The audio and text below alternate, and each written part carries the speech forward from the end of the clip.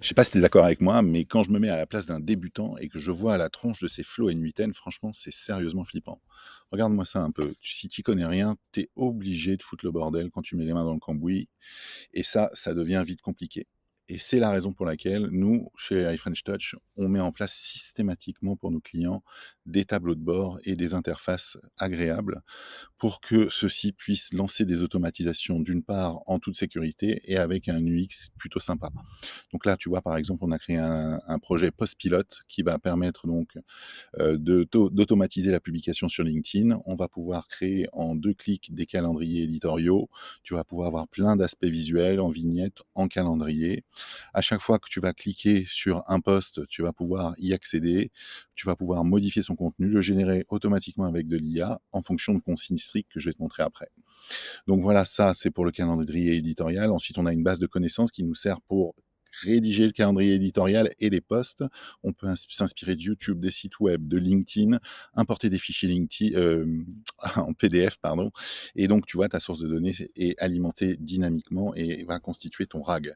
Là, tu vas pouvoir publier des posts, tu vas t'inspirer, donc, tu vas pouvoir donner le style et le ton et tu vas pouvoir t'inspirer d'auteurs. Je vais te montrer dans 2 secondes comment est-ce qu'on fait ça et mettre des mots-clés pertinents pour ton SEO si besoin.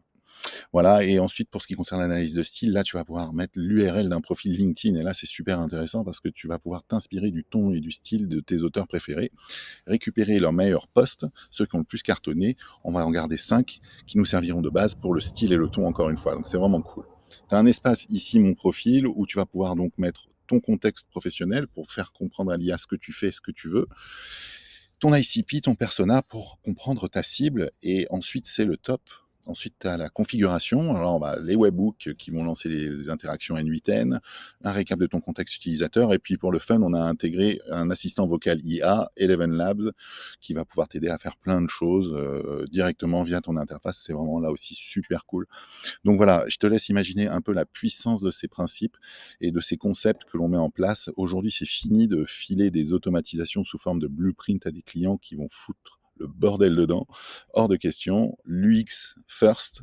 Donc que ce soit sur mobile ou sur ordi, on est en mesure aujourd'hui de créer vraiment ce qu'on appelle des SaaS personnalisés. Et si vous voulez mettre ça en place dans votre boîte, ben, vous savez ce qu'il vous reste à faire. Allez, ciao.